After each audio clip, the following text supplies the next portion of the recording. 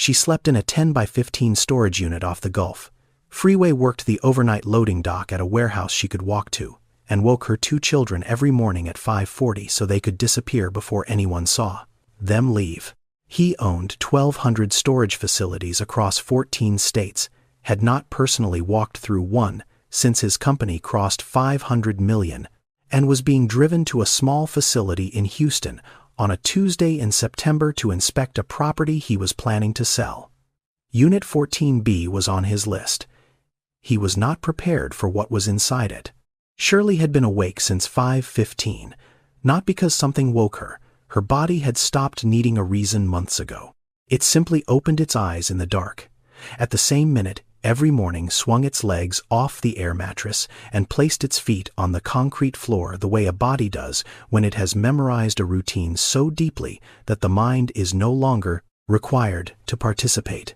The unit was 10 by 15 feet. No windows. No ventilation beyond the gap at the bottom of the roll-up metal door, which let in a thin line of outside air that smelled like asphalt and exhaust, and the particular stillness of 4 in the morning in an industrial corridor off the Gulf Freeway. The only light came from a small flashlight she kept beside the mattress. She clicked it on. The beam moved across the space the way it always did, touching the same surfaces in the same order. The 3 plastic bins along the left wall labeled in her handwriting with masking tape: Dante School, Amara School, Shirley Work.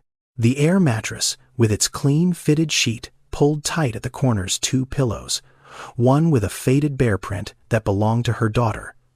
The cooler in the far right corner blue, functioning as both refrigerator and pantry. Beside it, a box of saltine crackers. A jar of peanut butter. 2 bottles of water. The floor was concrete. She had mopped it already. She mopped it every morning before the children woke, using a rag and a diluted mixture of bleach and water that she kept in a spray bottle under the cooler. The bleach came from Dollar General. She bought it with coupons when it went on sale and diluted it to last 2 weeks. The smell was sharp and specific, and it clung to the concrete and to her hands and to the inside of her nostrils in a way that she had stopped noticing, but that anyone walking in would notice immediately. It was the smell of a space being kept clean by someone who could not afford to let it be otherwise. Not because of health codes or inspections, but because the distance between a place where children sleep and a place where children should not sleep was measured in exactly this kind of effort. The small, invisible kind. The kind nobody sees. She reached for the tin box beside the cooler. It was a cookie tin, the kind that comes at Christmas with butter cookies inside, and she had been using it since the first week. She opened it. Inside were bills folded once and some coins. She counted them the way she counted them every morning, slowly, with the kind of attention people give to things that are the difference between eating and not eating. $14. That was what remained after the $189 rent for the unit paid on the first of the month in cash at the front office to a man named Terrence, who wrote her a receipt by hand and never once asked why she visited her storage unit every single day. The money came from her shift at the warehouse on Pickford Road. She loaded pallets from 10 at night until 4 in the morning 6 nights a week. $11.25 an hour. She walked there and she walked back because the bus did not run at 10 and did not run at 4, and the distance was 1.3 miles each way, and she had learned the route in the dark the way you learn any route you walk alone at night. As a woman, you learn which stretches have streetlights. You learn which do not. She put the money back, closed the tin, placed it in the same spot beside the bleach bottle. At 5:40, she knelt beside the mattress and placed her hand on her son's shoulder, then her daughter's. She did not use words. She used touch, a specific pressure they had learned to recognize firm enough to wake them, gentle enough not to startle. They had practiced this. The first week Amara had cried when woken in the dark, and the sound had carried through the metal walls in a way that made Shirley's entire body go rigid with the understanding of how thin the barrier was between their secret and the world outside it. They did not cry anymore. They rose in the dark. They dressed in the dark. They moved through the small space with the efficiency of people who have learned that every minute before 6:15 mattered, because at 6:15, Terrence started his shift and Terrence could not see them leaving. That was the system. Wake at 5:15. Clean. Count. Wake the children at 5:40. Dressed and out by 6. Be invisible. Do it again tomorrow. The system worked because Shirley had designed it to work the way you design anything when failure means your children sleep outside. Dante was 10 years old, and he understood more than a 10-year-old should need to understand. He knew the rules. He knew them the way he knew his own name automatically, without needing to think, because thinking about them too long meant thinking about why they existed, and that was a door he had learned to keep shut. The first rule was that he did not tell anyone at school where he lived. When someone asked, and someone always asked eventually because children ask, he said the name of the street nearest to the storage facility, Breckenridge Lane. He had said it enough times that it came out of him with the specific ease of a thing rehearsed past the point of rehearsal into something that sounded like truth. He could describe a house on Breckenridge Lane because he had walked past one with a red door and a chain-link fence every morning, and he had studied it the way a person studies a role they have been cast in. The red door, the chain-link fence, a yard with a bicycle in it. These details were his script, and he delivered them without hesitation. The second rule was that he walked his sister to school, and he walked her back, and he did not let go of her hand at the crossings. There were 2 crossings between the facility and Jefferson Elementary. He knew them both. He had drawn them on a piece of paper folded into quarters that he kept in the front pocket of his backpack. The paper was soft from being folded and unfolded, handled so many times that the creases had become grooves. On it he had drawn the route in pencil. A line from a point marked us to a point marked school. 0.4 miles. 7 minutes. 2 intersections. Left at the laundromat. Along the route he had drawn small dots with labels. Laundromat, which had chairs inside and stayed open early if it rained. ATM, which had a metal awning if they needed to wait. 7-Eleven, which had a bathroom they could use without buying anything if Amara needed to go. This was a map drawn by a 10-year-old, and it was not a school project. It was a survival system. He folded it each morning and placed it in his bag with the specific care of a person putting away something important. Amara was 6. She did not understand the rules the way Dante did. She understood them the way 6-year-olds understand things, which is partially and with a willingness to accept the parts she did not understand as simply the way things were. She called the storage unit the room. Not home. Not the storage. The room. The way children name things they do not have words for by reducing them to the simplest available term and then moving on. Because children do not dwell on language the way adults do. They use what works and they keep going.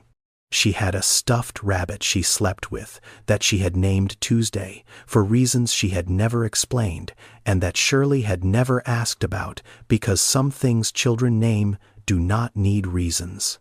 Tuesday went into her backpack every morning and came out every evening, and this was the one part of the routine that belonged entirely to Amara and was not governed by the rules. Shirley took them outside through the side corridor of the facility, the one that ran along the back fence where the security camera had been broken for months. They sat on the concrete step beside the chain-link fence. She gave them each a granola bar and a bottle of water. They ate, sitting on the step in the early light, and if you had driven past at that moment and looked through the fence, you would have seen a woman and 2 children sitting outside a building eating breakfast. And you would have assumed she was a mother who had brought her children to school early and was waiting for the doors to open. You would not have seen the storage unit. That was by design. Children do not experience poverty the way adults do. They experience the geometry of it, how far the walk is, which doors open, which ones do not, which buildings have bathrooms, which sidewalks have shade. Dante had learned the geometry of his life the way other children learn multiplication tables, through repetition and necessity and the quiet understanding that getting it wrong had consequences. He was not old enough to fully name, but was old enough to feel. He finished his granola bar. He put the wrapper in his pocket because there was a trash can at the school entrance, and his mother had taught him not to leave evidence. He took Amara's hand. They started walking. Shirley watched them go. She watched until they turned left at the laundromat and disappeared. She stood on the step for another 30 seconds after they were gone, the way she always did. Not because she could see them anymore, but because standing there for 30 extra seconds was the last thing she could do for them before the day took over, and the next 14 hours became about the work of making tomorrow possible. Then she went back inside. She pulled the metal door down. She sat on the mattress in the dark. She had 4 hours before her shift at the warehouse started again, and she needed to sleep, and the unit was quiet, and the bleach smell was familiar, and the tin box was where it always was, and the system was holding. The system was holding. That was what she told herself each morning after the children left. Not that things were good, not that things were getting better, just that the system was holding. And for now, that was enough. That particular Tuesday in September, Xavier Drummond was in the back seat of a black Escalade being driven south on Interstate 45 toward a part of Houston he had not visited in over 3 years. He sat with his legs, crossed, an iPad propped on his knee, scrolling through a quarterly performance report that his chief operating officer had sent the night before with a subject line that read, "Simply Facility Review Underperforming. Assets Action Required." Facility number 47 was on page 11 of the report, a self-storage property on the industrial corridor near the Gulf Freeway, 62 units built in 2004, occupancy rate at 71%. Revenue per square foot was 14% below the company average. Maintenance costs had risen for the 3rd consecutive year. The property sat on land that had appreciated significantly since acquisition, which meant the math increasingly favored selling the land over operating the business on top of it. Xavier read these numbers the way he read all numbers, quickly, precisely, with the specific fluency of a man who had spent 30 years translating physical spaces into financial abstractions.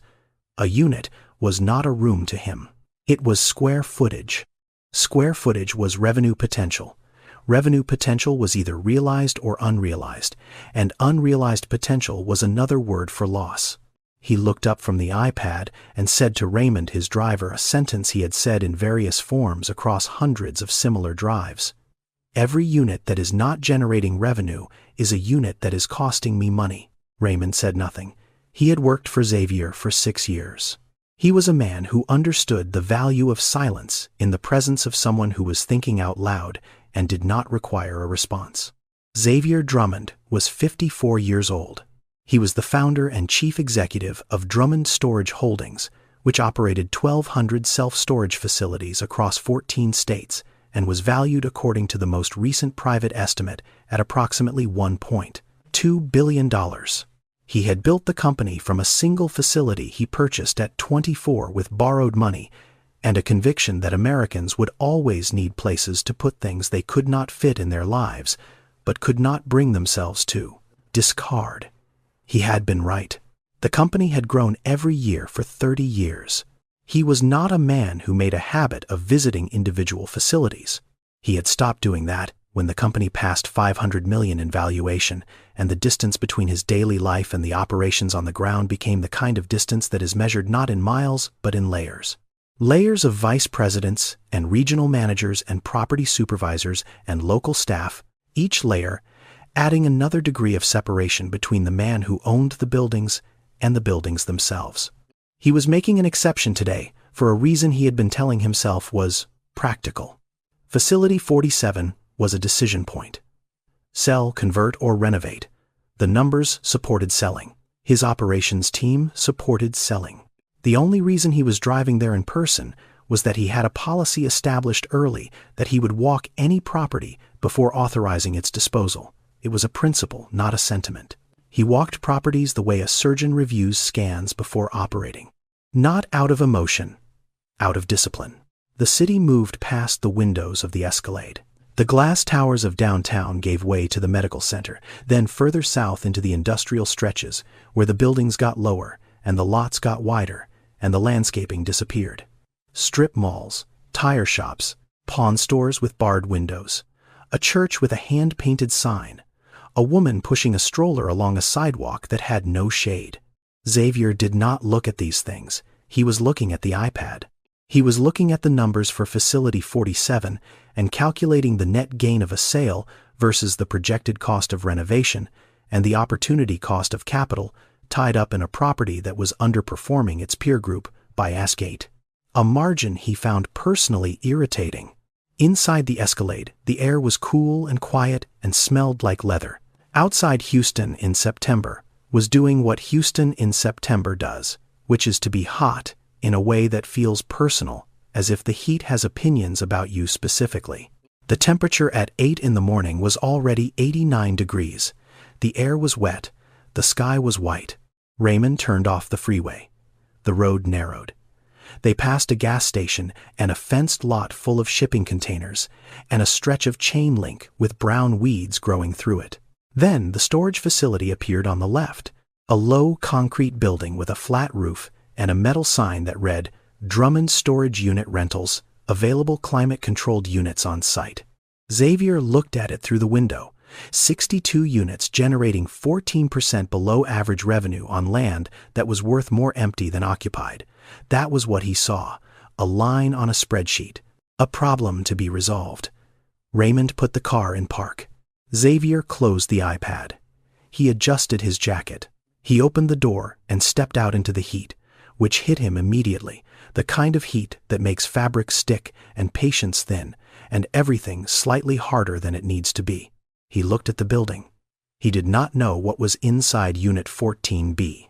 He did not know that the same property he was calculating the sale value of was the place a woman had chosen out of 14 options because it was exactly 0.4 miles from the only school in the district that could teach her son to read. He did not know that the square footage he measured in revenue per unit was the square footage where 2 children slept on an air mattress and woke in the dark and ate granola bars on a concrete step and walked to school holding hands. He knew none of this. He was about to. Terrence was waiting by the front office when the Escalade pulled into the lot. He had seen the car from the window, the kind of vehicle that did not belong in this part of Houston, and he had known before it stopped who was inside it because he had received the email 3 days ago. Corporate inspection. Tuesday, 9 a.m. Facility 47. He had cleaned the office, organized the files, replaced the burnt-out light in the hallway near the restroom. He had done everything on the checklist. Almost everything. He came out into the heat and stood by the entrance with his hands at his sides. He was 58 years old. He had worked at this facility for 11 years, which was longer than most of the tenants had been alive and longer than any regional manager had lasted. He knew the property the way you know a place when it is the place where your days happen. Every gate code, every unit number, every padlock that stuck in the humidity, every corner where the roof leaked when the storms came through in June. He knew which tenants paid on time and which ones needed reminding and which ones had stopped coming altogether and which ones came every single day. He knew about Unit 14B. He had known for 7 months. He had made a decision about it in the first week, and he had not revisited that decision, and he was not going to revisit it now, not even with the man who owned 1,200 of these buildings standing in front of him in a suit that cost more than Terrence made in a month. Xavier stepped out of the car. The heat hit him. Terrence watched the way he reacted to it, the slight adjustment of the shoulders, the way his hand moved to loosen his collar. It was the body language of a person who spent most of his time in climate-controlled rooms and had temporarily forgotten what the rest of the world felt like. They shook hands. Xavier's grip was firm and brief, the handshake of a man who had somewhere to be and viewed this stop as a task on a list.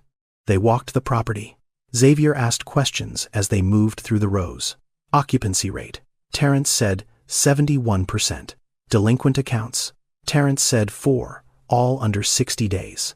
Security system. Terrence said the cameras on the east side needed replacing, had needed replacing for 2 years, and that he had submitted the request 3 times. Xavier nodded. He was looking at the buildings, the way you look at something you are deciding whether to keep with the detached evaluation of a person measuring cost against return. He did not look at the units themselves. He looked at the roofline, the drainage, the condition of the asphalt, the fencing, the infrastructure, the shell, not what was inside. They reached row B. Xavier pulled up the tenant list on his phone. He scrolled through it. His eyes passed over a line. Unit 14B. Shirley Watts, status current. Monthly rate, $189. Last payment, September 1st. He did not stop on it. He did not slow down. The name was a data point, one of 62 occupying the same weight as every other name on the screen.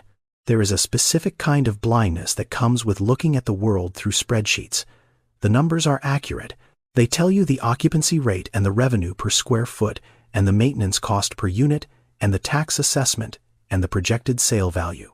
They tell you everything except the one thing that matters, which is what is actually happening inside the spaces you own. The numbers for Unit 14B said current. The numbers did not say that a woman was raising 2 children behind a roll-up metal door. The numbers did not know that. The numbers did not know anything. Xavier closed the screen. He looked down row B. 6 units on each side, metal doors, concrete walkways, heat shimmering off the flat roof. Nothing unusual. He said to Terrence, "Let us start at this end and work through." Terrence said, "Yes, sir." His voice did not change. His hands at his sides did not move. But something behind his eyes shifted in a way that Xavier did not notice and that Terrence did not intend for him to notice. They started walking. The first thing Xavier noticed was the ground. It was not something he would have seen if he had not been looking down at the walkway to check for cracks in the concrete, which was part of the inspection, which was part of the reason he was here. But he was looking down, and what he saw in front of Unit 14B was different from what he had seen in front of every other unit in the row. The concrete was clean, not just clear of debris. Clean, swept, the kind of clean that does not happen on its own in an industrial corridor in Houston where dust settles on every surface within hours of being removed. Someone had swept this section. Recently. Regularly. He stopped. He looked at the ground. Then he looked at the unit door. The door was down, locked, same as every other unit, but the lock was different. Every other unit on this row used the facility-issued padlock, a standard brass model with the Drummond logo stamped on the face. Unit 14B had a combination lock, silver, not from the facility. Xavier looked at Terrence. "This tenant is using her own lock." Terrence nodded. "She bought her own," said the facility one was too easy to pick. "She was worried about security." Xavier said she. Terrence paused. A pause so brief it barely registered, but it was there. The tenant. Xavier looked at the ground again. Now that he was looking, he saw something else. Marks on the concrete. Not scuff marks from furniture being dragged in and out, the kind you see at storage facilities everywhere. These were different. Narrow, parallel, consistent. Wheel marks from something small, a cart or a wagon, running along the same track repeatedly from the direction of the main gate to Unit 14B. Someone had been moving things into and out of this unit regularly. Not once a month or once a season the way most tenants access their storage. Regularly. The way you move things when you are using a space every day. He said, "How often does this tenant access the unit?" Terrence looked at him. Then he looked at the ground. Then he looked back. "She is here most days, sir. Most days. For a storage unit." Terrence did not respond. The silence that followed was the kind of silence that contains information, the kind a person creates when the truth is something they have decided not to volunteer but will not lie about if directly asked. Xavier studied him. He was beginning to understand that Terrence knew something he was not saying, though he did not yet understand what it was or why it mattered. He turned back to the unit door. "I want to see inside," Terrence said. "Policy requires we notify the tenant before inspection. I can call her." "Call her." Terrence took out his phone. He dialed. It rang 6 times and went to voicemail. He tried again. Same result. He lowered the phone. "No answer, sir?" Xavier said, "I own this facility. The lease agreement provides for inspection with 24-hour notice or in the presence of management in cases of suspected violation. You are management. Open it." Terrence stood still for a moment. Then he reached for the combination lock. He knew the combination. He had known it for 7 months. because she had given it to him in the second week in case of emergency, and he had written it on a piece of paper he kept in his desk drawer and had never used. Before he turned the dial, Xavier looked down one more time. At the base of the roll-up door, along the rubber seal where the metal met the concrete, there was a faint residue, white, dried. He crouched slightly and touched it with his finger. Soap. Someone had scrubbed the outside of this door, not the inside, the outside, the part the world could see. He stood up. Terence turned the lock. The mechanism clicked. He reached down and pulled the door upward. The metal rolled and rattled in its track, and the interior of Unit 14B was exposed to the September light for the first time that day. The first thing was the smell. Xavier had been in hundreds of storage units over the course of his career. They smelled like dust and cardboard and the particular mustiness of enclosed air that has not moved in weeks. This unit did not smell like that. It smelled like bleach. Clean, sharp, unmistakable. The smell of a surface that had been wiped down that morning. He stood in the doorway. He did not step inside. Something in the arrangement of the space stopped him at the threshold the way a person stops at the door of a room they were not expecting to find. It was 10 by 15 feet, the same dimensions as every other unit in the row. But this was not a storage unit. This was a place where someone lived. Along the left wall, an air mattress had been folded and pushed upright to make room. A fitted sheet was still wrapped around it white clean. 2 pillows leaned against it. One was plain, the other was small and had a faded bear printed on the fabric, the kind of pillow that belongs to a young child and goes wherever the child goes. He stared at the pillow. 3 plastic bins were stacked along the wall behind the mattress. Each one had a strip of masking tape across the front with a label written in neat handwriting. He moved close enough to read them. The first said Dante School. The second said Amara School. The third said Shirley Work. 3 bins, 3 labels. A family's wardrobe organized with the precision of someone who could not afford clutter, because clutter takes space, and space was the one thing there was not enough of. In the far right corner sat a blue cooler, with the lid closed. Beside it, a box of saltine crackers, a jar of peanut butter with the lid screwed on tight, and 2 bottles of water. Next to the water, a small tin box, the kind that comes with butter cookies at Christmas. It was closed. Beside it, a spray bottle of diluted bleach. On the wall above the cooler, 2 adhesive LED strips had been pressed to the concrete, the cheap kind sold at dollar stores powered by batteries. Beneath the lights, arranged on the floor against the wall, were 2 children's workbooks, a handful of pencils in a rubber band, and a library book. He could read the spine, Charlotte's Web. He stood there, looking at the library book for a long time. Not because the book itself was significant, but because of what it meant. Someone had taken a child to a library. Someone living in a storage unit had walked to a public library and checked out a book and brought it back here and read it under adhesive lights powered by batteries in a space with no windows.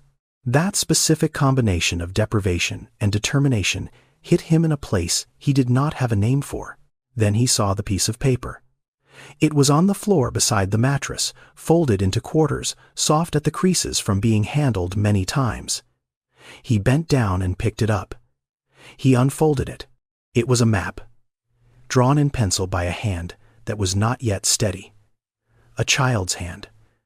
A line ran from one point to another. The starting point was labeled in small, uneven letters. Us. The ending point was labeled School. Along the route were small dots, each with a word beside it. Laundry, ATM, 7-Eleven. At the top, in slightly larger writing, a number, 7 Min.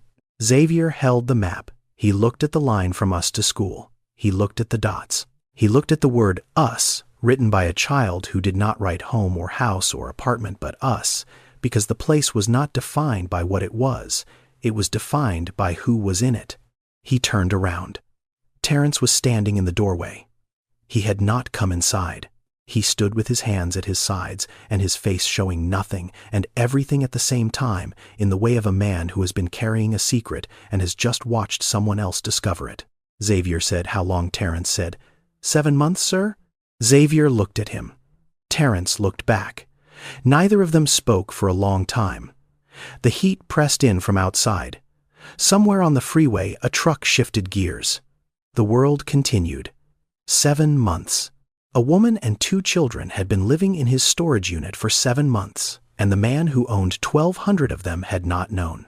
He heard her before he saw her. Footsteps on concrete, light and quick and deliberate, the specific rhythm of someone who knew exactly how many steps it took from the gate to this door and had walked them so many times the route had become automatic. The footsteps came down the corridor of row B and stopped. She was standing at the entrance of the unit, a plastic bag in her right hand, the kind from a grocery store, holding what looked like a loaf of bread and a carton of something. She was wearing a reflective vest over a dark, long-sleeved shirt, cargo pants, and steel-toed work boots that were scuffed at the toe and caked with dust along the sole. Her hair was pulled back. She was small and thin in the way of a person who has been thin for a long time, not from choice, but from the specific arithmetic of calories that do not quite add up. She saw Xavier first. Then she saw Terrence. Then she saw the open door of the unit behind them. She did not move. There is a specific expression on the face of a person who has been surviving alone for a long time and has just been found. It is not relief. It is not shame. It is not the collapse you might expect. It is the rapid calculation of how much damage this discovery will cause and how quickly she needs to move to contain it. It is the face of someone who has rehearsed this moment in her mind dozens of times and is now running through the rehearsed responses to find the one that fits. Shirley's eyes moved from Xavier to the interior of the unit and back to Xavier. She was reading him. She was reading his suit and his shoes and his posture and the way he stood relative to her space, and she was making decisions based on information she was gathering in real time. Her hand tightened on the plastic bag. Not in fear, in preparation. The silence lasted longer than it should have. Then she spoke. "I will be out by Friday." She said it flat. No emotion in it, no apology, no explanation. Just the sentence she had been carrying in her chest for 7 months in case this exact moment arrived. She delivered it the way you deliver something you have practiced cleanly and without hesitation, because hesitation invites questions, and questions lead to answers she could not afford to give. Xavier looked at her. He looked at the bag in her hand. He looked at the unit behind him, at the plastic bins, and the cooler and the library book and the map he had been holding 5 minutes ago and had set back down on the floor beside the mattress. He said, "Where are the children now?" Shirley's body shifted. Not a step back. Something smaller. A tightening of the shoulders, a slight lift of the chin. The body language of a person who has just heard the one question she was not prepared for and is recalculating. "They are at school." Her voice was harder now, shorter. She was closing a door with her tone, telling him without words that the children were not part of this conversation, that he could have the unit and the lease and the violation and whatever legal consequence was coming, but the children were hers, and she was not giving him anything about them that she did not have to. Xavier understood this. He understood it not because he was perceptive in this particular moment, but because it was impossible to misunderstand.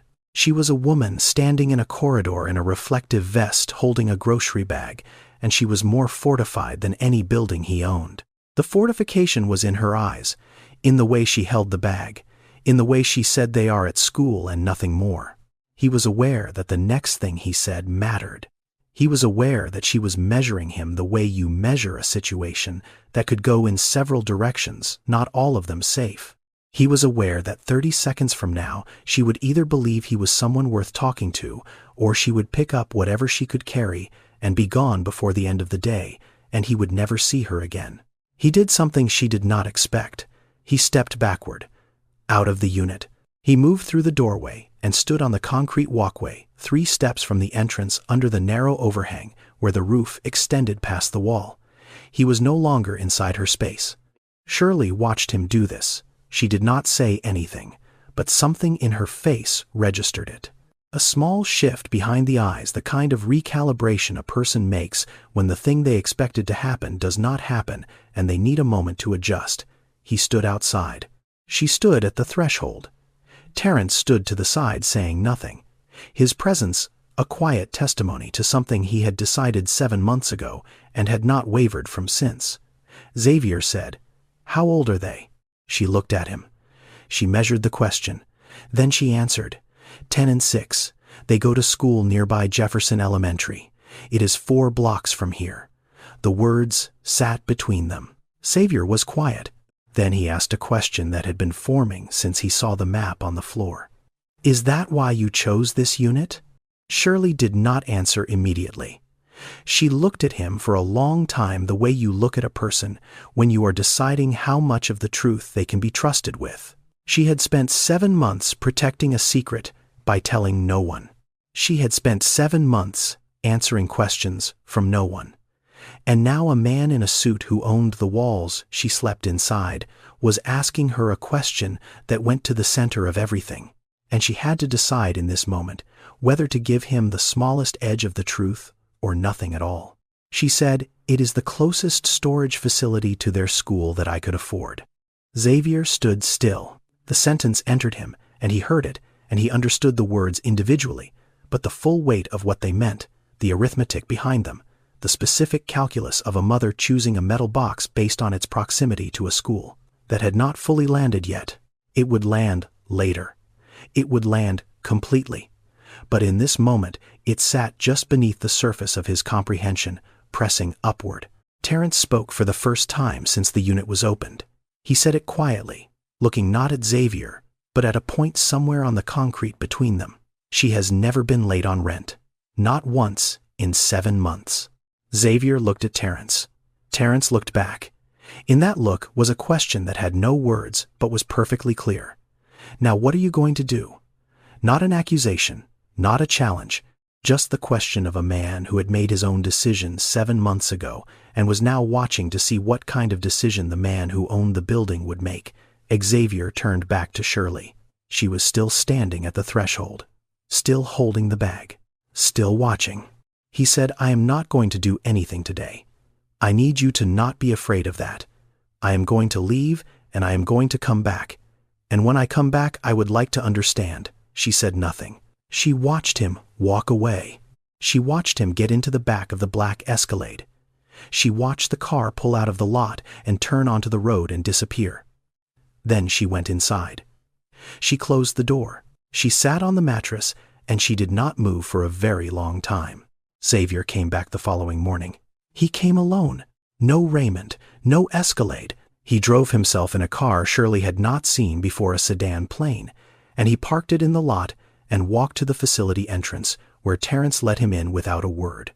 Shirley was sitting on the concrete step beside the chain-link fence at the back of the facility, the same step where she fed her children breakfast every morning. She had agreed to this meeting, though agreed was a generous word for what had actually happened.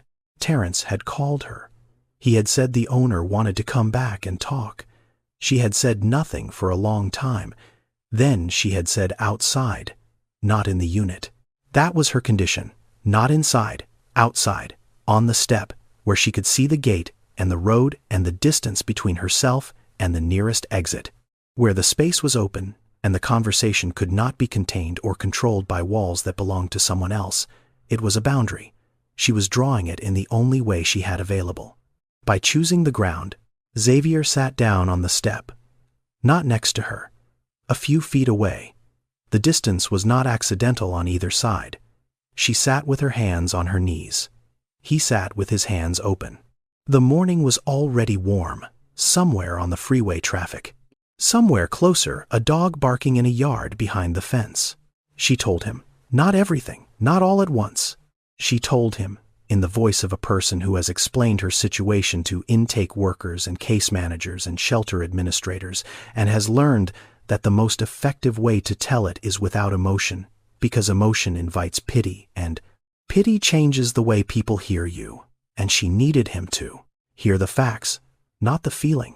She had lived in an apartment in Sunnyside, 2 bedrooms, $1,150 a month.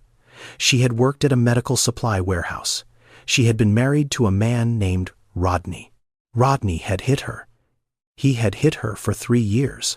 She had left when Amara was 4 after the last time, which was the time that put her in the emergency room with a fractured wrist and a bruise along her jaw that took 3 weeks to fade.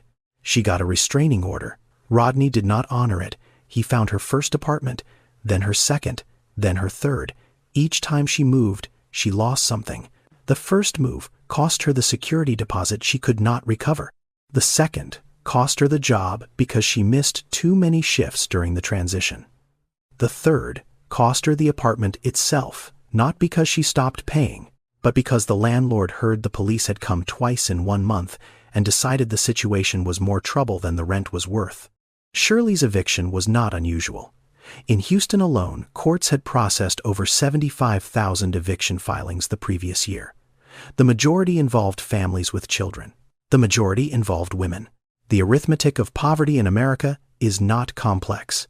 It is relentless. It does not require a single dramatic failure. It requires only a sequence of ordinary ones, each too small to be a catastrophe on its own, each large enough to remove one more option from the list until the list is empty. She had tried the shelters. The first one had a 90-day limit.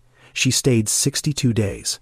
On the 62nd day, she was told her time was almost up and that she would need to find alternative housing.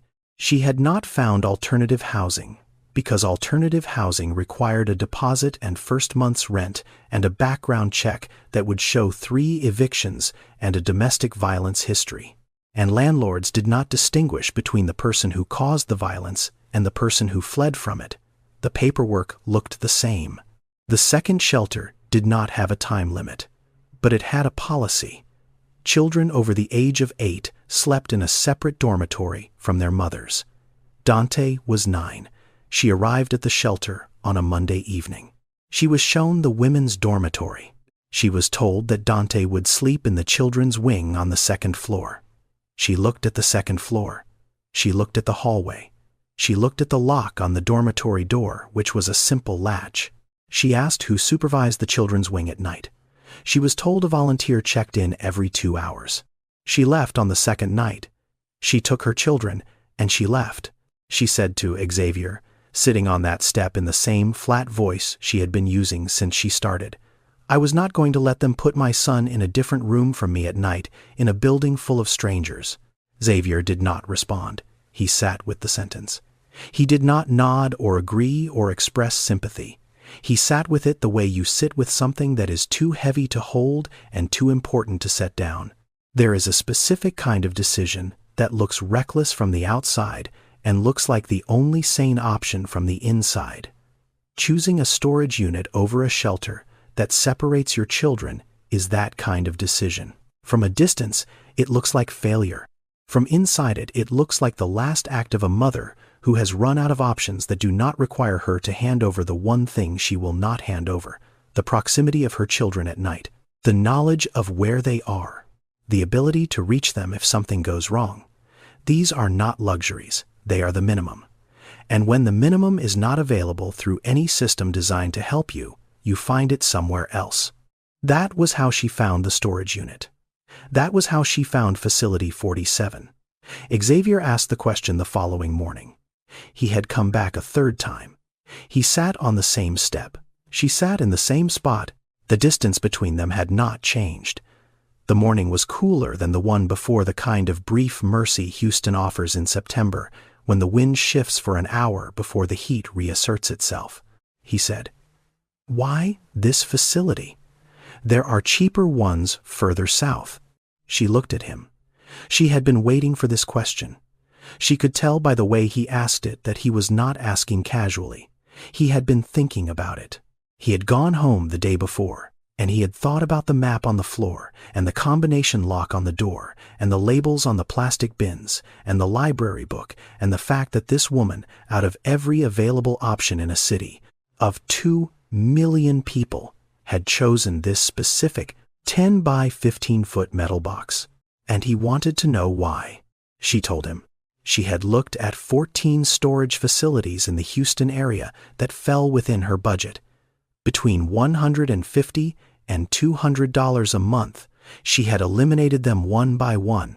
6 were too far from any school in the district.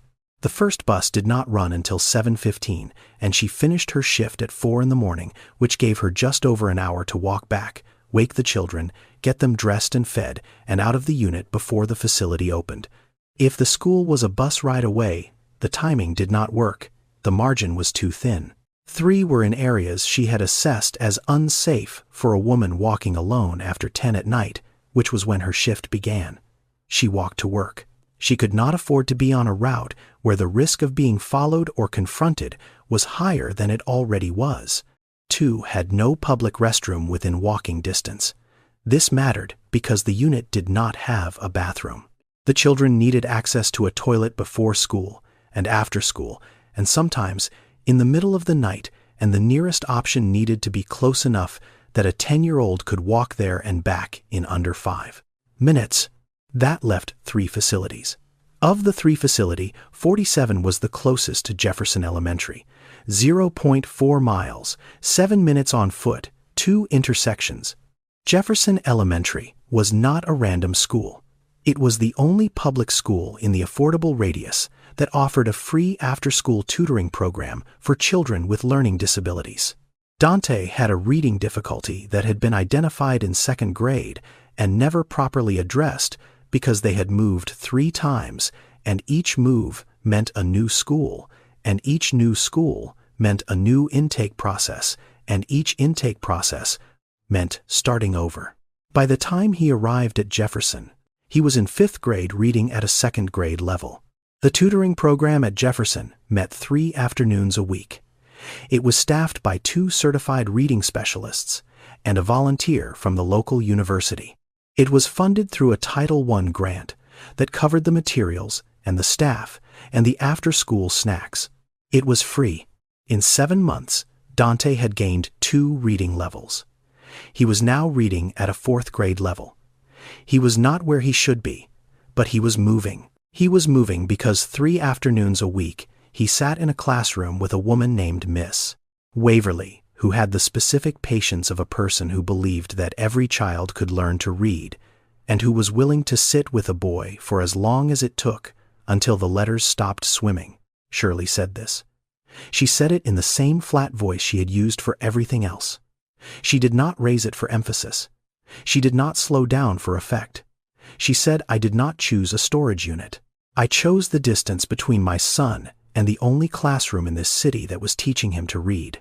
Xavier sat on the step. He did not speak. The sentence went into him, and it stayed there. He reached into his jacket pocket. He took out the folded piece of paper he had picked up from the floor of the unit 2 days earlier and had been carrying with him since. The map. He unfolded it. He looked at the line from us to school. He looked at the dots along the route. Laundry, ATM, 7-Eleven. He looked at the number at the top, 7 Min. He understood now what every mark on that paper meant. Every dot was a decision. Every label was a calculation. A 10-year-old boy had drawn the operating system of his family's survival on a single sheet of paper and folded it into quarters and carried it in his backpack every day like a compass. Xavier Drummond had built an empire by understanding the value of square footage. He was beginning to understand that he had never known what square footage actually cost. Terrence took him to Unit 14A. It was next door. 1 wall of corrugated metal between Shirley's life and the woman who had known about it since the beginning. Mrs. Odessa Grant was 71 years old. She was small and upright in the way of people who have carried themselves with precision their entire lives because precision was the one thing no one could take from them. She had white hair cut close and hands that moved slowly and deliberately and eyes that looked at Xavier the way eyes look at a person they are not yet sure about. She was sitting on a folding chair outside her unit when they arrived. The unit behind her was open. Inside, Xavier could see a narrow cot, a small table, a hot plate connected to an extension cord that ran along the base of the wall and out through the gap beneath the roll-up door to an exterior outlet in the corridor. The extension cord was not authorized. Terrence knew about it. He had known about it for 2 years. He had said nothing about it the same way he had said nothing about 14B. Mrs. Odessa looked at Xavier. She did not stand. She told him how she had found out about Shirley. It was in the first month. She had heard a child crying through the wall, not loud. The kind of crying a child does when they are trying not to cry and cannot quite manage it. She had pressed her ear to the metal and listened. She had heard a woman's voice, low, steady, saying words she could not make out, but whose tone she recognized. The tone of a mother calming a child in the dark. She had knocked on the wall. 2 knocks. There was silence. Then 2 knocks came back. That was how it started. 2 knocks on a shared wall between 2 women who were living in storage units for different reasons and who understood without discussion that what they shared was not a wall, but a secret. Mrs. Odessa had let Shirley use her hot plate. She had watched Amara on nights when Shirley worked, and Dante had not yet come back from the after-school program. She had kept the secret without being asked to keep it, because some things do not require a conversation. They require only the recognition of what is at stake. Xavier asked her how she had ended up here. She told him in the brief way of a person who has no interest in pity and no patience for explaining things that should not need explaining. She had owned a house in 3rd Ward for 40 years. Her husband died in 2014. She was diagnosed with cancer in 2016. The treatment worked. The bills did not. In this country, the distance between owning a home and living in a storage unit is 1 diagnosis. She said this without bitterness. She said it the way you say a fact about the weather. It was simply what had happened. Xavier asked her why she had not reported Shirley, why she had not told Terence or called the company or done any of the things that a person in her position might reasonably have done. Mrs. Odessa looked at him.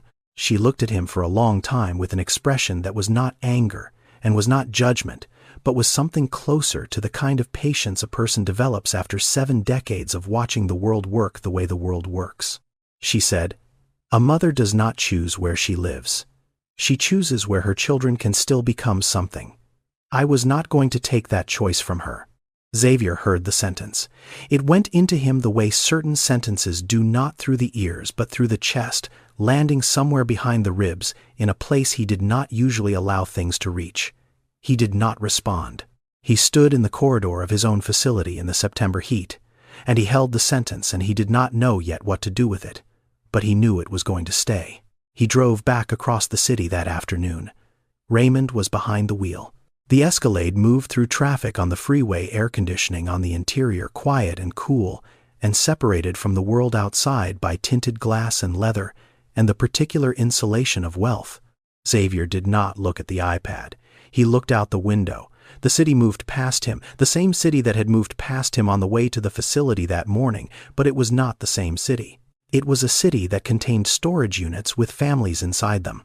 It was a city where an elderly woman had lost her house to a cancer diagnosis and lived next to a wall she knocked on to let a stranger know she was not alone.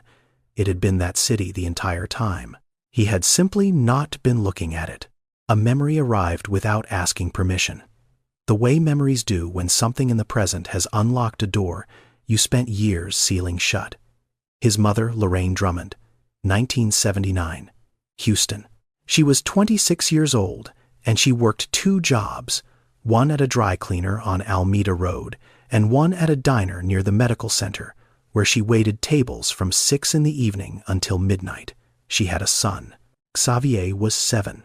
They had lived in an apartment on Wester Street, 2nd floor, 1 bedroom. The rent was $280 a month, which was manageable when she had both jobs and unmanageable when the diner cut her shifts in November because business was slow and they did not need the extra staff. She fell behind in December. She caught up in January. She fell behind again in February. In March, the landlord changed the locks. She had packed what fit into the car, a 1974 Ford Pinto Brown with a dent on the passenger side and a radio that only worked on 1 station. She had driven around for an hour trying to decide what to do. She had stopped in the parking lot behind the Mount Olive Baptist Church on Scott Street. She had sat in the car with her son in the back seat, and she had not cried. He remembered that. He remembered her not crying. He remembered the effort it took for her to not cry, visible in the way her hands gripped the steering wheel.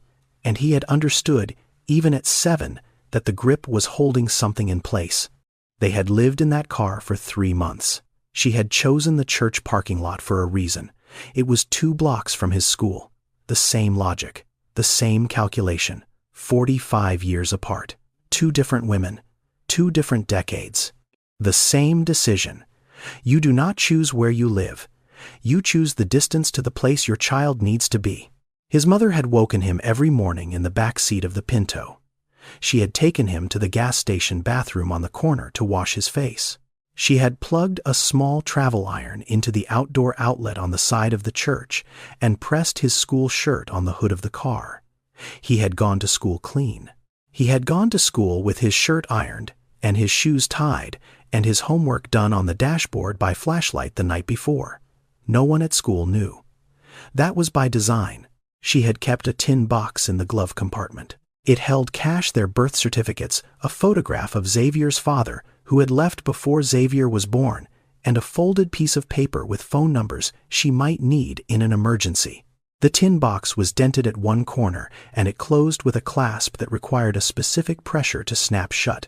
He had watched her open it every morning and count what was inside, and close it again with that specific pressure and put it back in the glove compartment. The ritual of it. The precision. The way a person handles the only container that holds everything they have left. He sat in the back of the Escalade and he thought about a tin box on the floor of Unit 14B. A Christmas cookie tin, closed, beside a bottle of bleach. He thought about Shirley counting $14 the way his mother had counted whatever was in the glove compartment. He thought about the map a 10-year-old boy had drawn from a storage unit to a school, and he thought about himself at 7 years old walking 2 blocks from a church parking lot to a classroom. And he understood that the distance was the same. The unit of measurement was different. The math was identical. He had built 1,200 storage facilities. He had built an empire out of empty rooms. He had turned square footage into revenue and revenue into wealth, and wealth into the kind of life where you ride in the back of an Escalade and do not look at the iPad because a memory you buried 30 years ago has just climbed out of the ground and is sitting beside you. He had become the kind of man his mother would have had to be afraid of. The man who shows up with a clipboard and a spreadsheet and a plan to sell the building. The man who looks at a unit and sees revenue per square foot. The man who said in this very car on this very morning, every unit that is not generating revenue is a unit that is costing me money. He heard that sentence, now the way you hear something you said, before you understood what it meant. He had spent 30 years building an empire out of empty rooms. He had never asked who was filling them. Xavier picked up his phone. He made 4 calls. The first was to his vice president of operations. He said, "Remove facility 47 from the disposition list. It is not being sold. It is not being converted. Take it off the list." The VP asked why. Xavier said, "Because I said so." He hung up.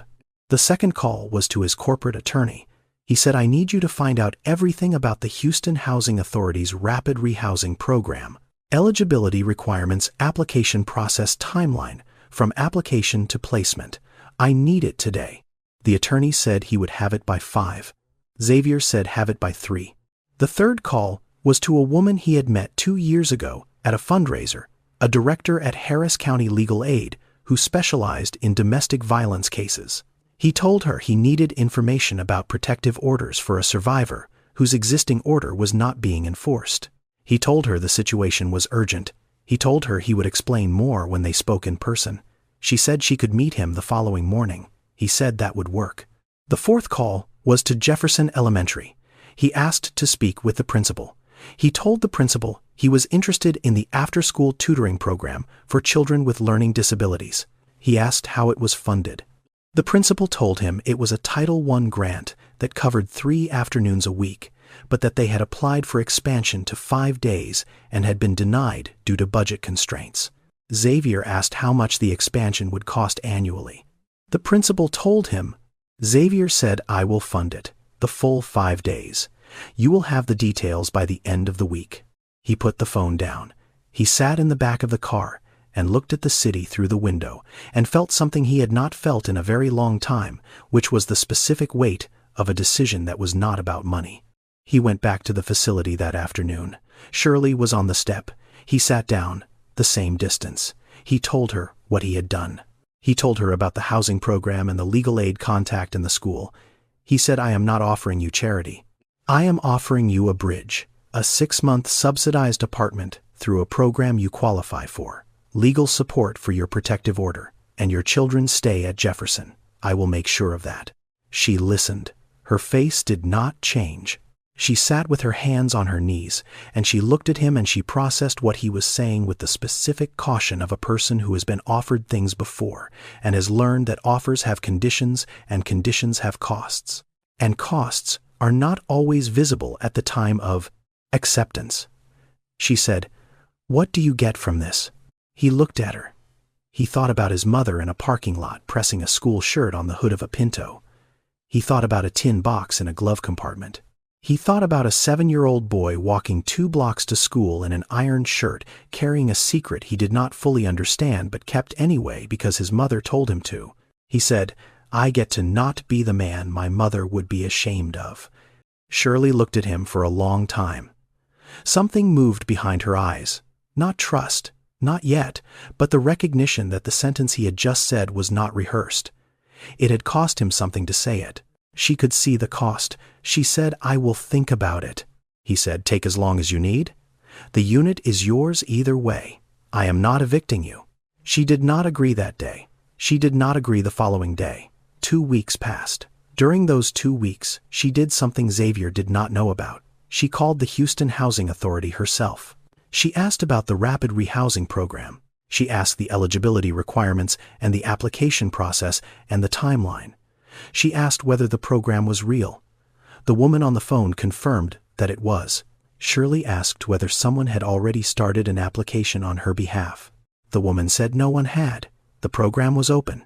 She could apply herself. She did not trust Xavier. She trusted the procedure, and that was enough.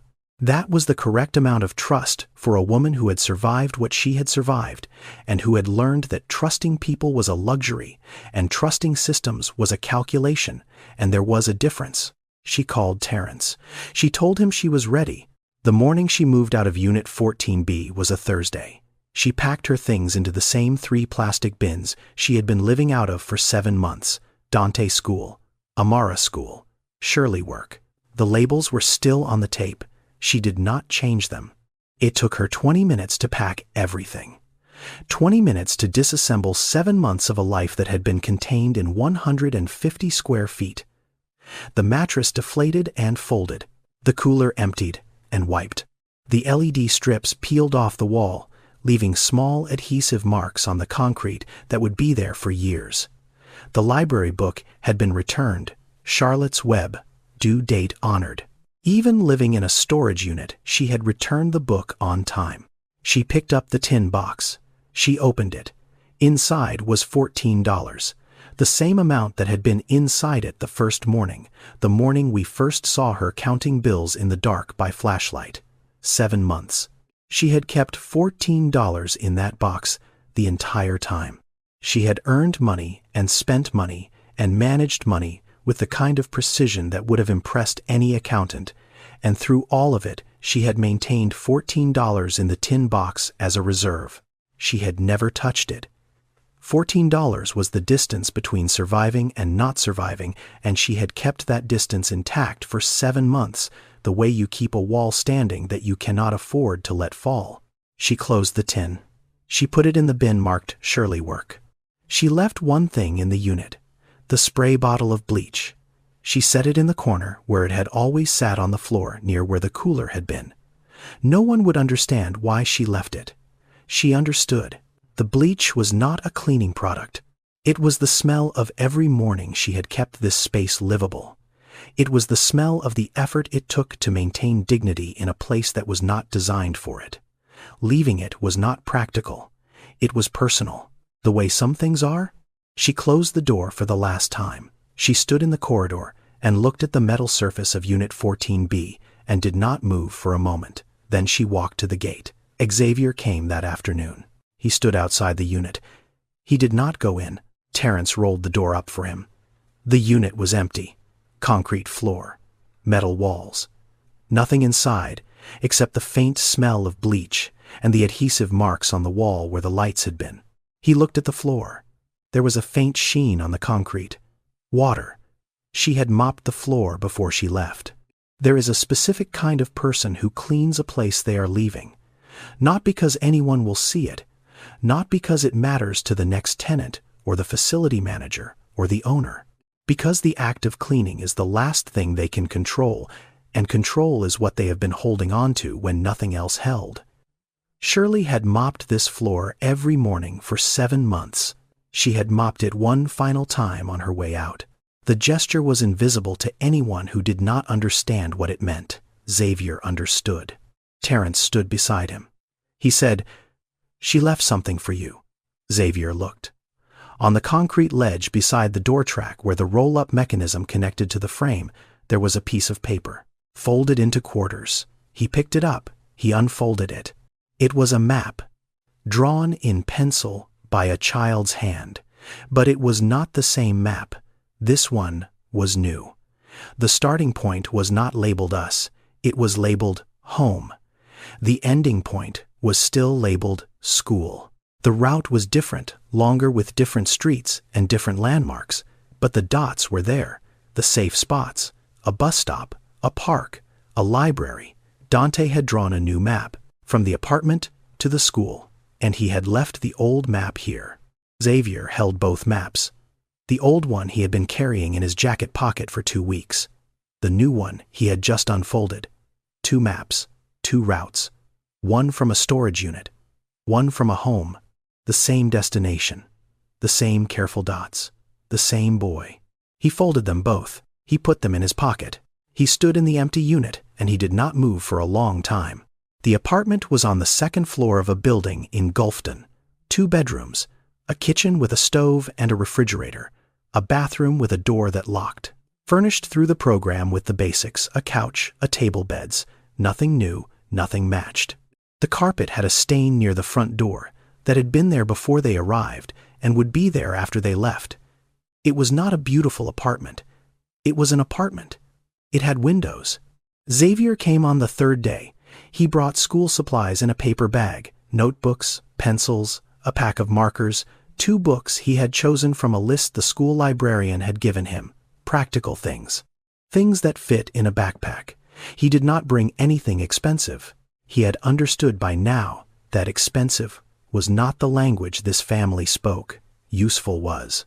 Shirley opened the door. She was wearing a blue shirt. Not a reflective vest, not cargo pants, not steel-toed boots. A blue shirt untucked with the sleeves rolled up. It was the first time he had seen her in clothing that was not a uniform. He noticed this. He did not say anything about it. Some things you notice and hold privately, because saying them out loud would put weight on a moment that is better left light. Amara was in the living room. She was standing by the window. She had been standing by the window for most of the morning, according to Shirley, looking out at the parking lot and the trees and the sky and the other buildings. She turned when Xavier came in, and she looked at him with the open face of a 6-year-old who has not yet learned to be cautious about new people. Then she turned back to the window. She said, "Mommy, the room has a window." She said it the way children say things that adults have stopped noticing, with the full weight of discovery, as if the existence of a window in a room was something remarkable. And for a child who had slept for 7 months in a space with no windows, it was. Shirley stood in the kitchen. She did not respond. Her hand moved to the edge of the counter, and her fingers gripped it, and she stood very still, and she did not cry. The not crying was visible in the same way it had been visible in his mother's hands on the steering wheel of the Pinto 45 years ago. The grip that holds something in place. Dante was in the hallway. He had been watching Xavier since he walked in. He had not spoken. He stood with his arms at his sides and his backpack still on, even though he had been home from school for an hour, as if keeping the backpack on meant he could leave quickly if he needed to. He looked at Xavier for a long time. Then he said, "Are you going to take this away too?" The question landed in the room the way certain questions do, not as words, but as a history. Every place Dante had lived in for the past 2 years had been taken away. Every room, every routine, every version of stability. He was 10 years old, and he had already learned that things given could be things removed. And the distance between having and not having was shorter than adults pretended it was. Xavier did not answer immediately. He crouched down so that his eyes were level with Dante's. He did not touch him. He did not reach for him. He simply got low enough that they were looking at each other directly the way you do when you understand that the person you are talking to needs to see your face while you say what you are about to say. He said, "No one is going to take this away." Dante said, "People say that." Xavier said, "I know. I am going to show you instead of saying it." Dante looked at him. He measured the sentence the way his mother measured things carefully against experience. Then he reached into his backpack and pulled out the flashlight. The small flashlight that had been the only light source in Unit 14B for 7 months. He walked to the bookshelf in the living room, the one that came with the apartment empty waiting to be filled. He placed the flashlight on the middle shelf. He did not say anything. He just set it there. Shirley saw it. Xavier saw it. Neither of them spoke. The flashlight sat on the shelf the way objects sit when they have been retired from service, still present, no longer needed. Amara came over from the window. She looked at the flashlight on the shelf. She said, "Can I keep it?" Dante said, "You can have it. I do not need it anymore." He said this in the voice of a 10-year-old who had just put down something heavy. 6 months passed. Shirley worked at a medical supply warehouse in Stafford. Day shift, 7 to 3:30. She came home before the children came home from school, which was something that had not been possible before because before there had been no home to come to and no shift that ended in daylight. She was enrolled in a certified nursing assistant program at Houston Community College 2 evenings a week. She had not finished yet. She was not where she wanted to be. She was moving. Dante was in 6th grade. His reading level had reached 4th grade. Miss Waverly, the tutoring specialist at Jefferson, had called Shirley in October to give her an update. She had said, "He reads out loud now. He never used to read out loud. He would only read silently because he was afraid of making mistakes in front of other people. Last week, he read a full page out loud to the class without stopping." Shirley had listened to this on the phone while standing in the kitchen of the apartment. When Miss Waverly finished, Shirley had said, "Thank you," and hung up and turned toward the window and stood there for a while. She did not cry, but she turned toward the window, and that was enough. The tutoring program at Jefferson now ran 5 days a week instead of 3. The expansion had been funded by a private grant administered through a foundation that had not existed 6 months earlier. The foundation was called the Lorraine Drummond Education Fund. Xavier had named it after his mother. He had not told Shirley this. He had not told anyone this except his attorney and his accountant.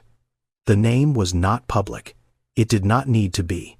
Some things you name for the person who made you possible, and the name does its work whether anyone knows it or not. Xavier had changed the company policy. Drummond Storage Holdings now had a partnership with 3 housing nonprofits operating in Houston, Dallas, and Phoenix. The new protocol was simple. When a facility manager identified a tenant who appeared to be living in a unit, the instruction was not to call the police. The instruction was to call a housing navigator, a trained person who knew the systems and the programs and the phone numbers, a person whose job was not enforcement but connection. Several cities across the country were piloting similar models. Xavier had studied them. He had funded 2 of them. He had made the decision, not as philanthropy, but as policy, because policy outlasts philanthropy, and he had learned that the hard way. He spoke at a housing conference in October. He stood at a podium in a hotel ballroom in downtown Houston, and he said to a room full of city planners and nonprofit directors and policy researchers, "A mother does not choose where she lives. She chooses where her children can still become something." An elderly woman in one of my facilities said that to me. Her name is Odessa Grant. She was right and I was wrong about nearly everything. Mrs. Odessa had moved into a senior housing apartment 3 blocks from Shirley. The apartment was small and clean and had a kitchen with a real stove. She still kept her small hot plate in the closet. She did not use it. She said she did not need it anymore. But she did not throw it away. "You do not throw away the things that kept you alive," she said. "You put them somewhere you can see them. So you remember." Outside, Houston went on being Houston. The freeways and the heat and the cranes and the construction and the strip malls and the churches and the storage facilities along the industrial corridors where the city kept its excess, and sometimes without knowing it, its people. A city that held more stories in its storage units than most people would ever know. Shirley Watts was not rescued. She had survived 7 months in a metal box with no windows and 2 children and a tin box with $14 and a system she built herself out of bleach and bus schedules and walking distances and a map drawn by her son. She had survived, and when a door opened, she walked through it. Not because someone carried her, because she had been walking the entire time. Some people are not waiting to be rescued. They are waiting for the door to stop being locked. Xavier Drummond did not become a better man because of Unit 14B.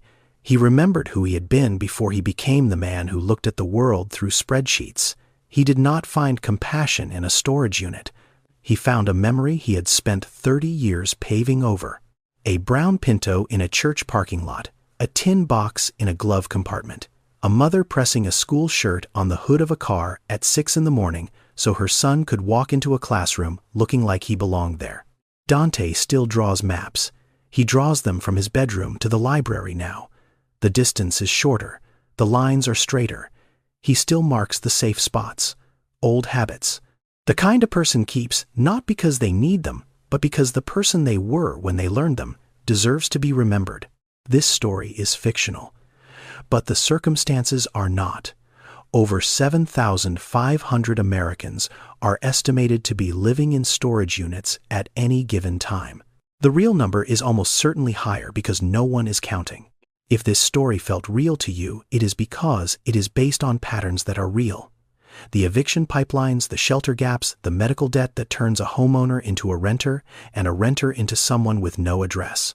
The mothers who calculate distance in school blocks instead of miles.